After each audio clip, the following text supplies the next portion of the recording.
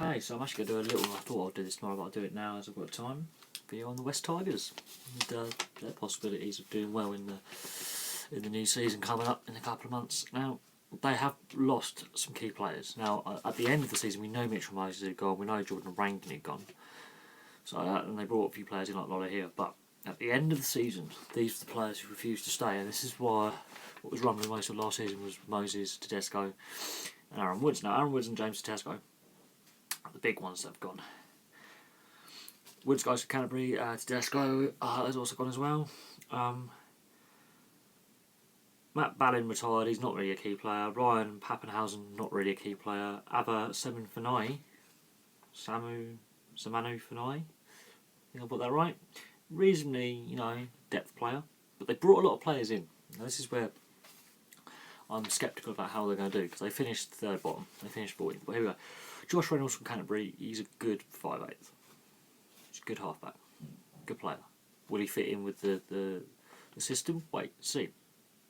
Maltolino from the Warriors, good player. Corey Thompson, decent player. Mane Fanua and Tyson Gamble, they've come over from...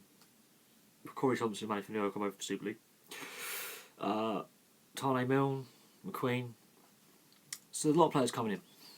Depth players, experienced players. Benji Marshall's a big one. Now, he's not Benji Marshall who lifted the NRL title back in 2004. He's aged a fair bit. He's not the Benji Marshall of old. He's still a decent player, but Marshall and Reynolds in the halves. Interesting, could be. Russell Packer, he had a very disappointing World Cup. So these players are coming in. Some of these players were overlooked for the World Cup, and Matolino and Russell Packer didn't perform very well at the World Cup. So, and a couple of players have come from Super League. So how, like Thompson and Fanua, how will they adapt to the NRL game, because they've been over in Super League for a while. So I look at all these squad changes, and there's a lot of squad changes. Now, obviously, Aaron Woods and James Tedesco were a massive cap hit, and so is Mitchell Moses. They were all big cap hits. They've gone. That's probably why they can bring all these players in. But Josh Reynolds is a big cap hit. So is Benji Marshall. That's a reasonable amount of dollars there. Russell Packer and Maltolino, they have to pick up their form. The World Cup for New Zealand was absolutely dreadful. And hopefully that won't affect them going forward. But their World Cup form was woeful. So the West Tigers are a team in flux. And it's going to be interesting to see if they can do better than last year, or if they slip back. Now, I think the Newcastle Knights will do better. I think the Gold Coast Titans are a bit iffy. And West Tigers, because they've lost Tedesco and Woods, captain, vice-captain, and Mitchell Moses, some of their core players, they couldn't keep any of their core players, basically. They have not been able to keep their leadership core. So this is going to be interesting to see who becomes the captain, who becomes the vice-captain, who's going to be the leader in the dressing room, who's going to be the leader on the pitch. Because the amount of players they've lost, they've only given up. One's retired, 4 have left. And they've brought in 9.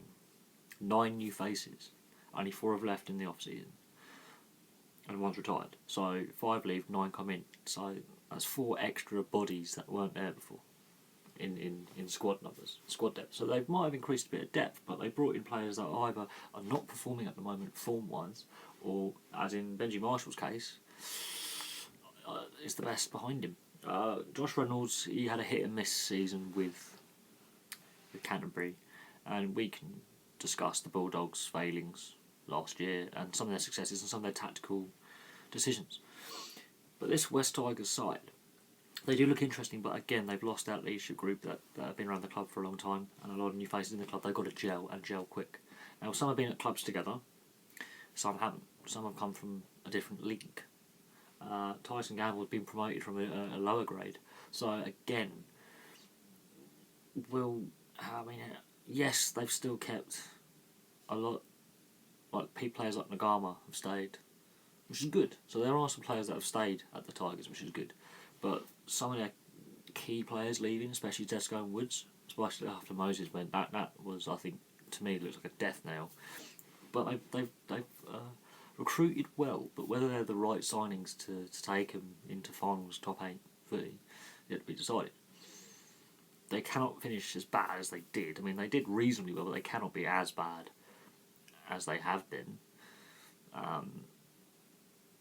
have a habit of starting the season really well every season. The first couple of games they win and win well, and then they go completely haywire and lose form and lose focus. So hopefully this team keeps its focus as well, because as a squad, it's not the strongest looking squad. Yes, they brought in McQueen and Russell Packer, mounting some big ball carrying forwards. You know, can hit it up. McQueen can play in the centres if he has to. Josh Reynolds is a very, very skillful halfback. Benji Marshall, he's got a great brain on him for the game, but he's not as youthful as he once was, and are his best days behind him. Quite possibly, I think he'll retire here. But they've lost Robbie Farrer as well, so West Tigers have lost a lot of key core leadership players, and now, you know, this is I could have gone about the whole squad, and there's some really interesting members of that squad who've stayed, and you know, fair play to them. But there are rumours going around that West Tigers could be the side that the NRL decides to move out of Sydney should they push comes to shove, should they not expand by one or two more teams. West Tigers looks like a team that could fold at times. They've had financial worries and worries off the pitch, and that's one of the reasons why players have left. They have 3 home grounds, so that also doesn't help. So we'll have to see what happens. Bearing in mind they combined 2 clubs together to make this team. They weren't successful straight away. It took until 2004, and they haven't been back to the grand final since. They've been at 1 grand final in their entire existence. So, should that worry fans? Should that worry the league? Because they made this team basically. They said to these other clubs that were struggling, you've got to combine. You've got to become, you know, a joint venture.